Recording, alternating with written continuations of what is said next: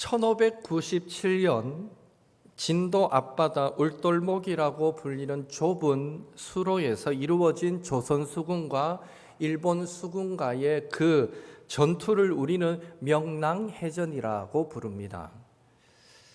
이 명랑해전은 누가 봐도 조선 수군이 일본 수군을 이길 수 없는 그런 전쟁이었습니다. 왜 그렇습니까? 정유재란 당시에 원균이 이끄는 그 해군이 조선 수군이 칠천량 해전에서 일본 수군에게 대패하게 됩니다. 거의 전멸하다시피 무너진 상태가 되어버립니다. 그래서 원균의 뒤를 이어서 이순신 장군이 삼도수군 통제사에 임명되었고 이 병력 부족에 조선 수군을 재정비하였지만 당시에 조선 수군은 총 12척 혹은 어떤 곳은 13척 정도의 배밖에 없었고 일본 수군은 총 330척의 배 중에 133척의 배를 몰고 지금 명랑으로 와 있기 때문입니다. 133대 12. 누가 봐도 이 전투에서 조선 수군이 이긴다라는 것은 불가능해 보입니다. 당시 133척의 배가 이 진도 앞바다로 몰려왔을 때 조선 수군의 마음은 얼마나 두려웠을까요? 우리는 12척밖에 없는데 133척이 막 개미떼처럼 몰려온다면 얼마나 긴장되고 두려웠겠는가. 그래서 선조 임금도 이순신 장군에게 수군을 폐지하고 그만 육군에 합류해라. 너가 그 숫자로 안 된다라고 수군을 폐지할 것을 명합니다. 그렇지만 그 두려움의 순간에 이순신 장군은 임금에게 수군 폐지 불가를 주장하는 서신을 장계를 올리게 됩니다. 그 내용은 이렇습니다. 임진년부터 5-6년간 외적놈들이 감히 양호지방, 지금의 전라도 충청도입니다. 감히 양호지방으로 바로 들어오지 못한 것은 우리 수군의 배들이 바닷길을 막고 있었기 때문이옵니다. 지금 신에게는 배 12척이 있사옵니다. 죽을 힘에 다해 싸움에 임한다면 싸움에서 오히려 이길 수도 있사옵니다. 그러나 만일 전하께서 수군을 폐지하신다면 이는 외적놈들에게 다행스러운 경우일 것이며 외놈들이 바로 호남과 호서를 거쳐 한강에 다다를 것입니다. 이것이 바로 신이 가장 두려워하는 바입니다. 비록 배의 수가 적다고는 하지만 미천한 신이 아직 죽지 않았으니 외적놈들이 감히 업수히 여기지 못할 것이옵니다. 지금 신에게는 배 12척이 있습니다. 죽을 힘을 다해 싸우면 오히려 이길 수도 있습니다. 배의 수가 적다고는 하지만 미천한 신이 아직 죽지 않고 살아있으니 저 외놈들도 업수히 여기지는 못할 것입니다. 그렇게 글을 올립니다. 이순신 장군의 기백이 느껴지지 않습니까? 결국 이순신 장군은 12척의 배로 133척의 일본 수군과 싸워서 대승을 거두게 됩니다. 누가 봐도 불가능한 싸움을 승리로 이끕니다. 이때 일본 수군은요, 배 31척이 불타서 침몰했고요, 약 90척이 또 파손되었다라는 기록이 남아 있습니다. 오늘 우리가 읽은 본문에도 누가 봐도 말이 안 되는 전쟁에서 승리한 한 사람이 나오는데 그가 바로 기드온입니다. 기드온. 사사기 6장에서 8장에 의하면 미디암과 아말렉과 동방 사람들의 연합군이 이스라엘을 지금 공격해 왔는데 그들의 군사의 숫자는 13만 5천 명으로 메뚜기같이 많았고 또 낙타의 수는 해변의 모래 숫자만큼 많았다라고 기록하고 있습니다. 그때 기드온은 고작 300명의 용사로 그 연합군과 싸워서 대승을 거두었던 것입니다. 그러니까 기드온은 누가 봐도 말이 안 되는 싸움에서 승리를 거둔 자입니다. 성경은 기드온이 어떻게 이런 대승을 거두었는지를 자세하게 기록해주고 있습니다. 미디안 군사들은 밤 2경 초에 골짜기에 진을 치고 자고 있었습니다. 고대 이스라엘 사람들은 이 저녁 시간을 해 질 때부터 그 다음날 해 뜰 때까지 약 12시간을 세 부분으로 구분해서 1경, 2경, 3경이라고 표현합니다. 따라서 지금 2경은 밤 10시부터 새벽 2시 사이의 시간입니다. 그러니까 2경 초에 미디안 군대의 진영이 자고 있었다라는 것은 이 미디안 군사들이 하루 일과 다 마치고 이제 막 잠에 달게 빠져 있는 시간이다라고 이해하시면 됩니다. 그때 기드온의 300 용사가 한 손에는 횃불을 숨긴 항아리를 들고 한 손에는 나팔을 들고, 아무리 생각해봐도 쉽지 않아요. 횃불 들고 항아리 들고 나팔 들고, 이 불이 꺼질 텐데 어떻게 숨겨서 들었는지는 모르겠지만 성경 묘사는 그래요. 한 손에는 횃불을 항아리에 숨긴 채 들고, 그리고 한 손에는 나팔을 들고 그렇게 적진을 향해서 나아갔고, 300명이니까 100명씩 세 대로 나눠서 적진을 에워싸고는 기드온의 신호에 맞춰서 나팔을 불며 그 항아리를 일제히 깨뜨렸습니다. 그러니까 이 야밤에 정막이 흐르는 그 골짜기에서 모두가 달게 깊은 잠에 빠져 있는데 갑자기 큰 나팔 소리가 사방에서 들리면서 항아리 300개가 와장창 깨지는 소리가 들렸던 것입니다. 그러면서 이스라엘 군사들이 이 둘러싸고는 일제히 여호와를 위하라, 기드온을 위하라 하고 함성을 지르니까 이것이 미디안 연합군들에게 자다 말고 얼마나 큰 공포가 되었겠는가라는 것입니다. 실제로 성경을 보면 미디안 군사들은 자다가 나팔 소리와 함께 마치 벼락치는 것처럼 와장창 항아리 깨지는 소리와 이스라엘 군사들의 함성에 깨어 보니 이스라엘 군사가 든 횃불, 이 항아리가 깨지면서 횃불이 보이잖아요. 300개밖에 안 되지만 적진을 삥 둘러싼 횃불이 딱 포위하는 것이 딱 보이는 순간 이 미디안 군대는 자신들을 애워사는 그 군대가 막 많은 것처럼 여겨졌을 것입니다. 그래서 막 두려움에 부르짖고, 성경 표현이 그래요. 두려움에 부르짖고 도망하면서 자기들끼리 막 칼로 치고 죽이고 막 이런 일이 일어났던 것입니다. 극도의 공포가 그런 일들을 만들어냈죠. 물론 그 배후엔 하나님의 역사가 있었습니다. 막 자중질환이 일어났던 것입니다. 그래서 기드온이 이끄는 300명의 용사는 13만 5천 명의 미디안 연합군을 상대로 12만 명을 죽이고 1만 5천 명이 겨우 도망하는 대승을 거두게 되었습니다. 이순신 장군이 이긴 건 여기 비하면 아무것도 아니네요. 300명으로 12만 명을 죽이고 1만 5천 명이 달아났다. 우와, 대단하지 않습니까?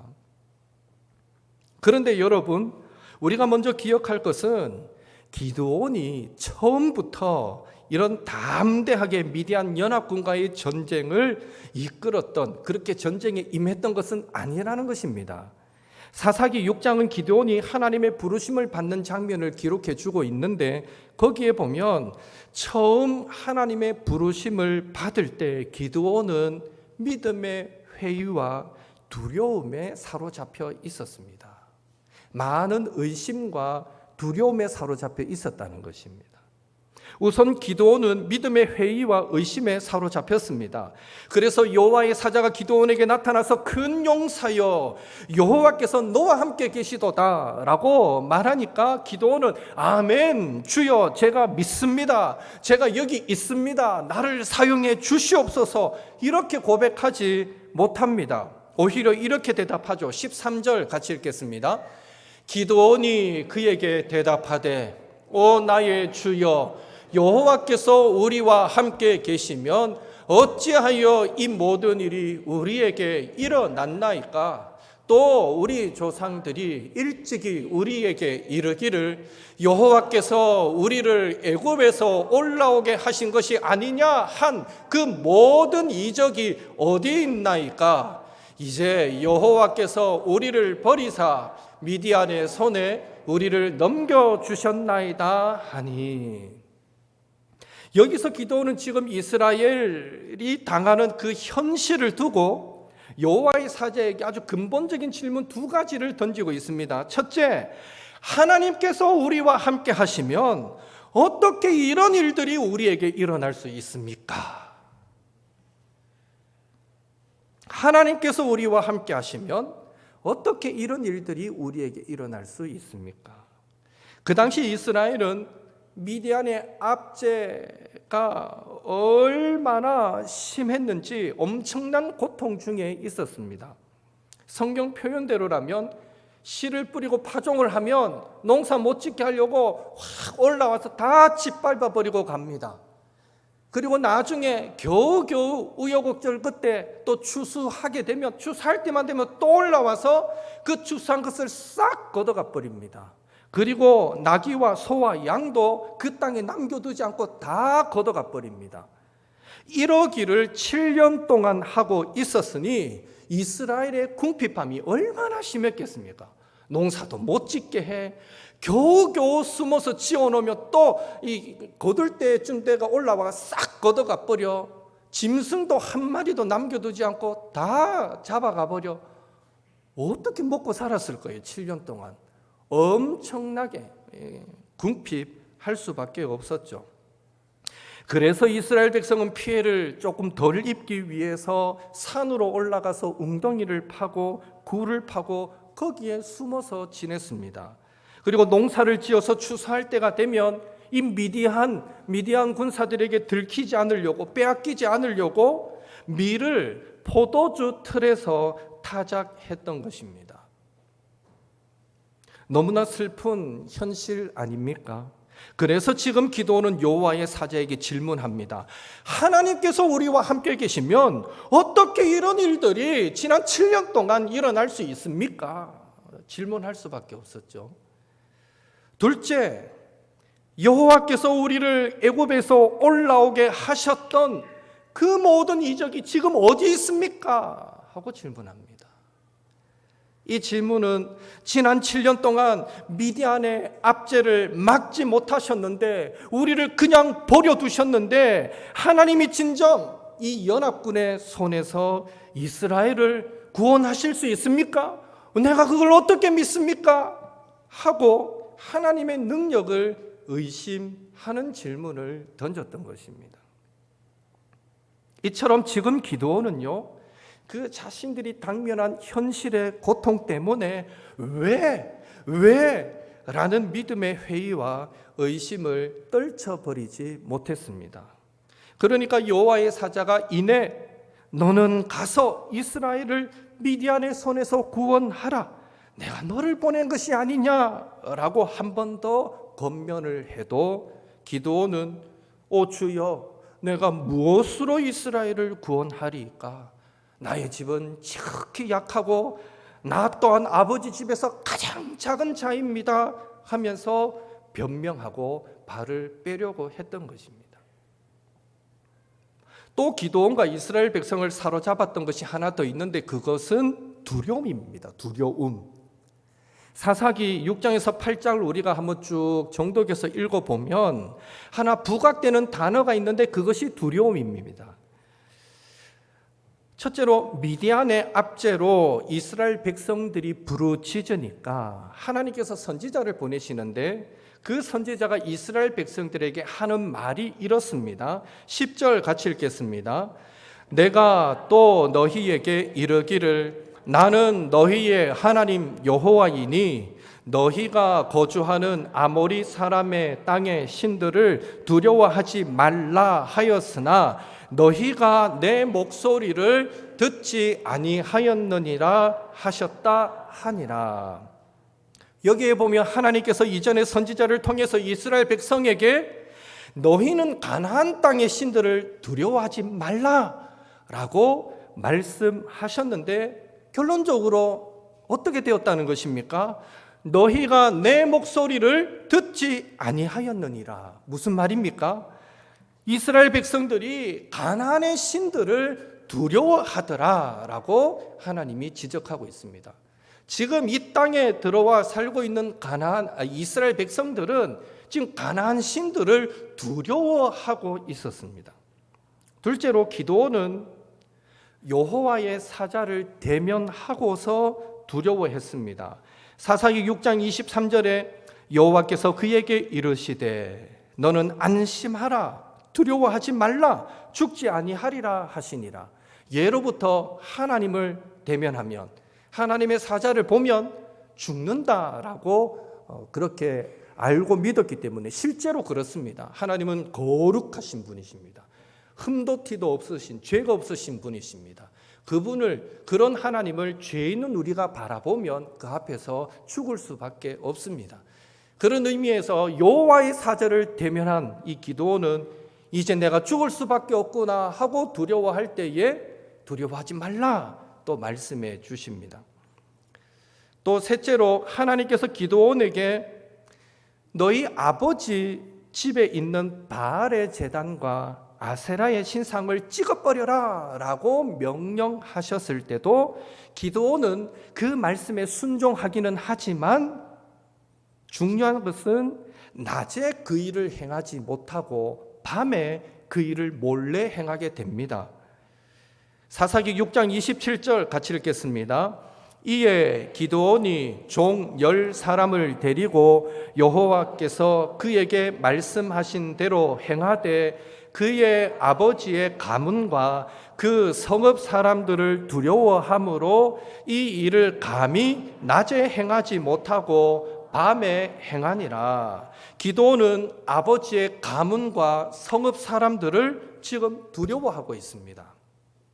넷째로 기드온은 300명의 용사들을 데리고 한 손에는 횃불을 숨긴 항아리를 들고 다른 손에 나팔을 들고 그렇게 미디안 군대로 향해서 나아감에 있어 또 하나님의 그 명령을 준행함에 있어 두려워합니다.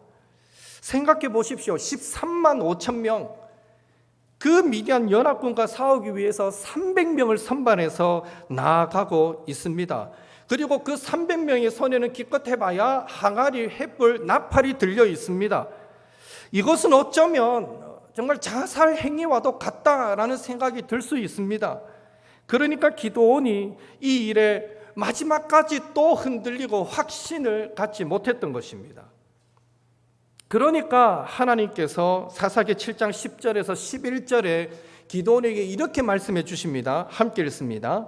만일 내가 내려가기를 두려워하거든 내 부하 부라와 함께 그 진영으로 내려가서 그들이 하는 말을 들으라. 그 후에 내 손이 강하여져서 그 진영으로 내려가리라 하시니 기드온이 이에 그의 부하 부라와 함께 군대가 있는 진영 근처로 내려간즉.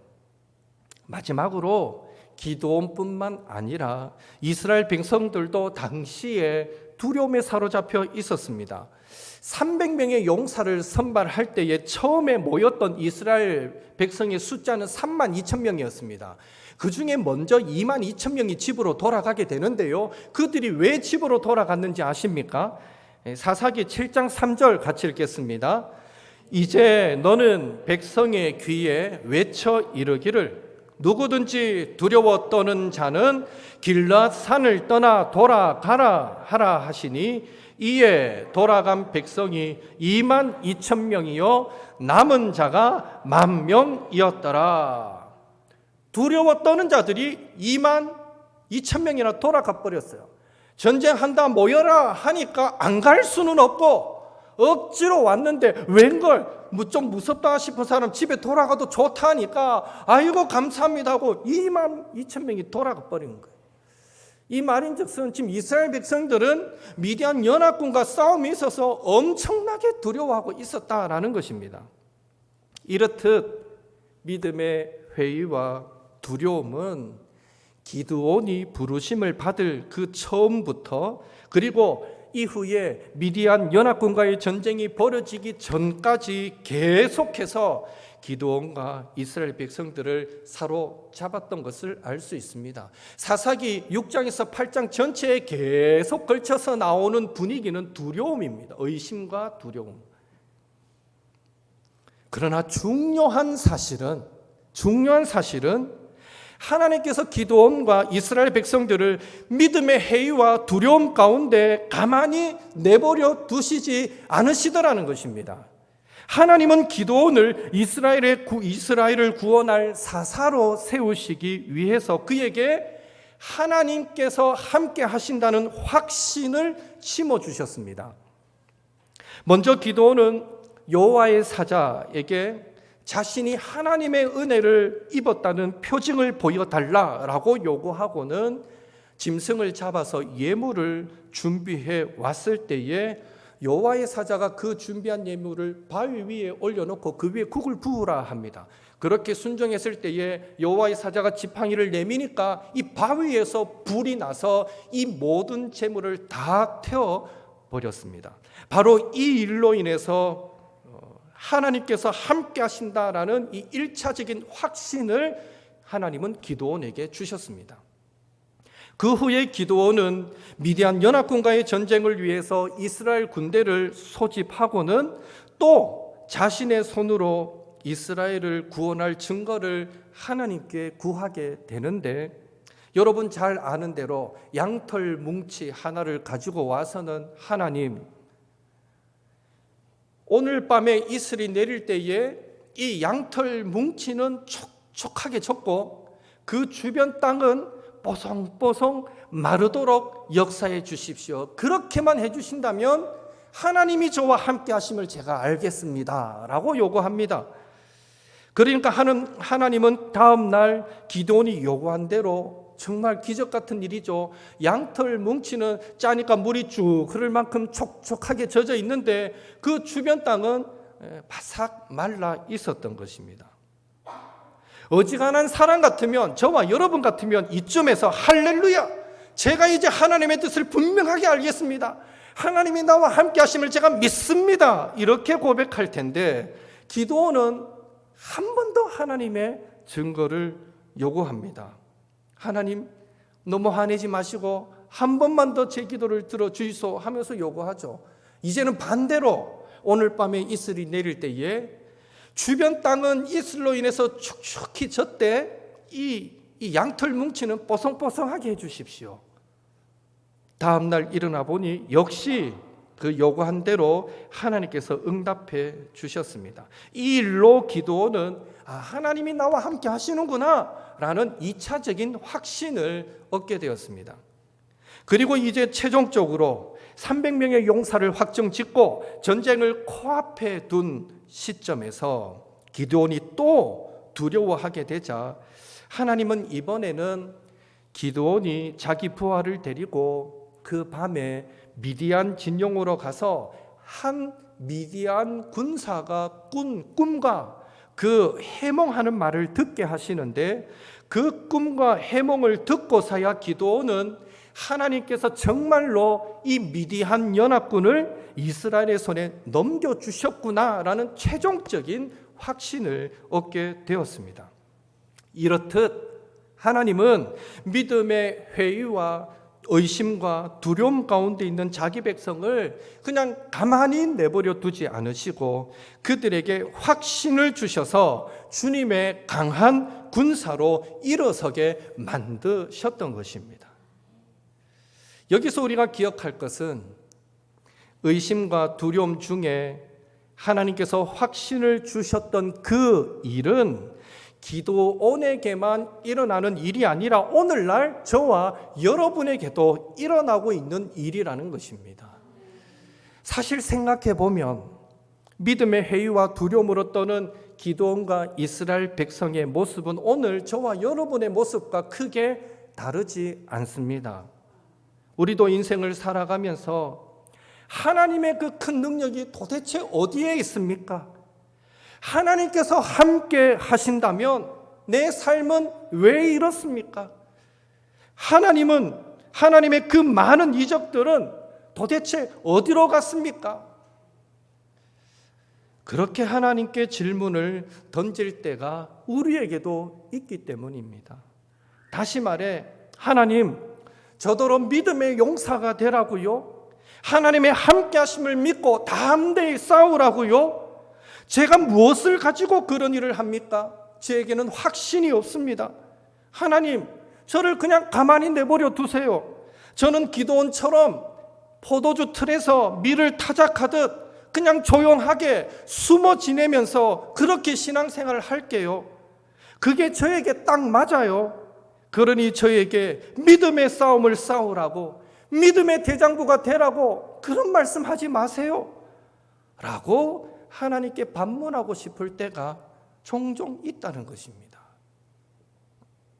그러나 하나님은 믿음의 회의와 두려움에 사로잡혀 있던 기드온에게 확신을 주셔서 결국 하나님의 사람으로, 믿음의 사람으로 살아가게 하셨듯이 오늘 우리도 믿음의 회의와 두려움 가운데 있을 때 하나님은 결코 우리를 가만히 내버려 두시지 않으시고 주의 은혜를 구할 때에 반드시 우리의 삶에도 하나님의 함께 하심의 증거를 허락하셔서 우리에게 있는 의심과 두려움을 떨쳐버리고 믿음의 확신 가운데 우리를 이 시대의 사사로, 구원자로, 믿음의 용사로 살아가게 만드시는 줄로 믿습니다.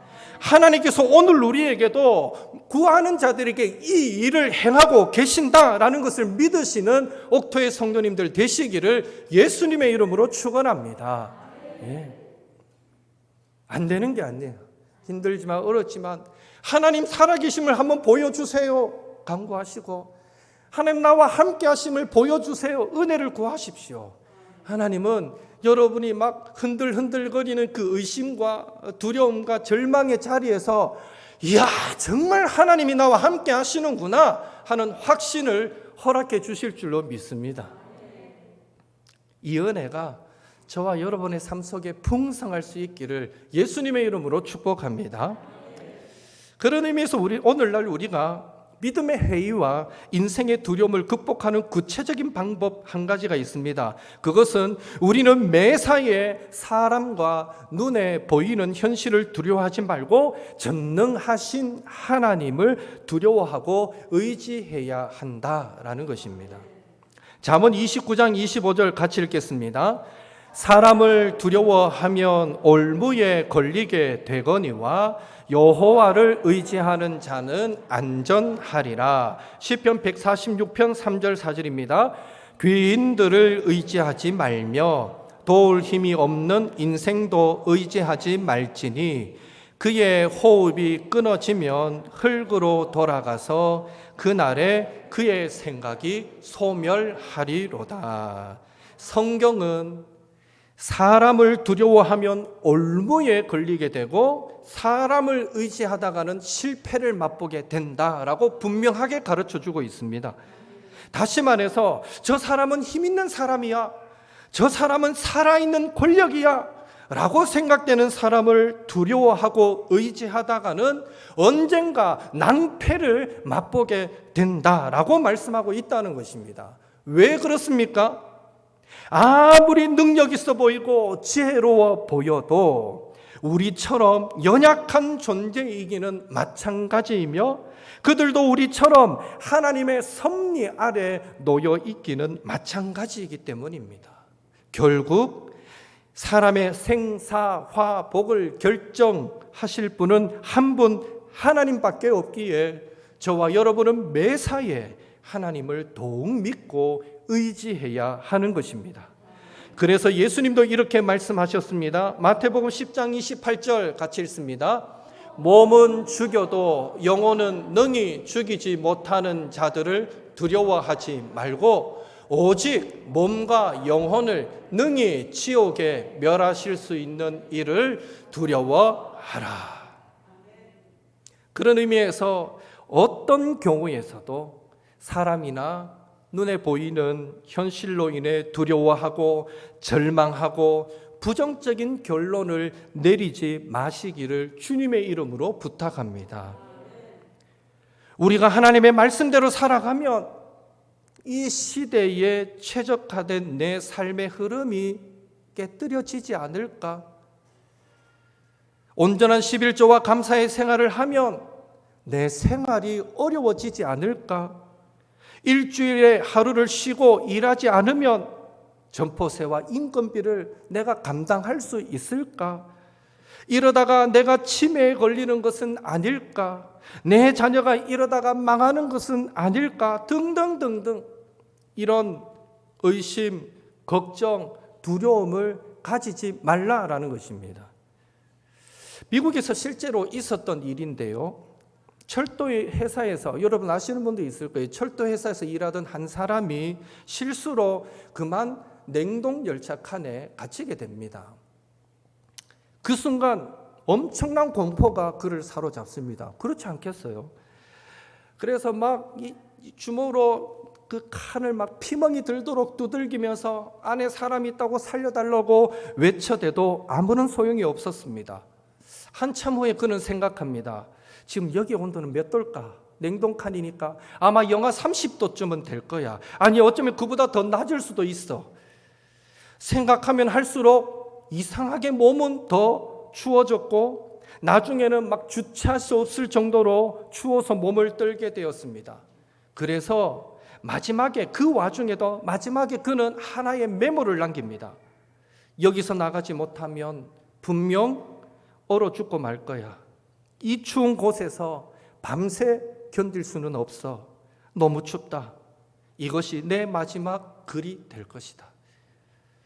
결국 그의 마지막 메모처럼 다음 날 그는 그 냉동칸에서 쪼그려 앉은 채 죽어 있는 모습으로 발견되었습니다. 부검의 결과 예상대로 동사였습니다. 얼어 죽었다는 것입니다. 그런데 경찰 조사에서 충격적인 사실이 밝혀지죠. 그 냉동칸은 이미 오래전에 고장나 있었다라는 것입니다. 그 사람이 얼어 죽은 그 밤에도 냉동칸의 온도와 바깥 온도는 차이가 없었다라는 것입니다. 결국 나는 여기 있으면 얼어 죽을 거야 라는 그 두려움이 정말 춥지도 않은 그곳에서 그를 서서히 얼어 죽게 만들었다라는 것입니다. 이렇듯 우리의 의심과 걱정과 두려움은 저와 여러분을 절망과 사망의 그늘로 이끄는 힘이 있기에 우리는 그런 것들을 다 끊어버려야 합니다. 그런 의미에서 매사에 전능하신 하나님을 믿고 의지하심으로 의심, 걱정, 두려움을 이기시는 저와 여러분이 될 수 있기를 예수님의 이름으로 축원합니다. 오늘 우리가 믿는 하나님은 전지전능하신 분이십니다. 그 하나님은 저와 여러분을 사망의 음침한 골짜기에서 건지실 수 있는 분이십니다. 그래서 다윗은 시편 56편 3절 4절에서 이렇게 고백합니다. 내가 두려워하는 날에는 주를 의지하리이다. 혈육을 가진 사람이 내게 어찌하리요. 이 믿음의 담대함을 가진 다윗을 두고 나발의 아내 아비가일은 사무엘상 25장 29절에서 이렇게 말합니다. 사람이 일어나서 내 주를, 여기에 주는 다윗을 의미합니다. 사람이 일어나서 내 주를 쫓아 내 주의 생명을 찾을지라도 내 주의 생명은 내 주의 하나님 여호와와 함께 생명싸개 속에 사였을 것이요 내 주의 원수들의 생명은 물매로 던지듯 여호와께서 그것을 던지시리이다. 내 주의 생명은 내 주의 하나님 여호와와 함께 생명싸개 속에 쌓였을 것이요 하나님을 믿고 의지하는 자를 생명싸개 속에 감추시고 보호하시는 분이 하나님이십니다. 그리고 하나님의 그 생명싸개 속에 있게 되면 시편 91편 4절에서 6절 말씀처럼 더 이상 낮에 밤에 찾아오는 공포, 낮에 날아드는 화살, 어두울 때 퍼지는 전염병, 밝을 때 닥쳐오는 재앙 가운데서 우리는 보호받게 되는 것입니다. 이런 말이 있습니다. 하나님을 의지하는 사람들은 많습니다. 그러나 하나님만 의지하는 사람은 많지 않습니다. 매사에 하나님만을 의지함으로 생명싸개 속에서 보호받는 은혜가 임하는 저와 여러분이 될 수 있기를 예수님의 이름으로 축원합니다.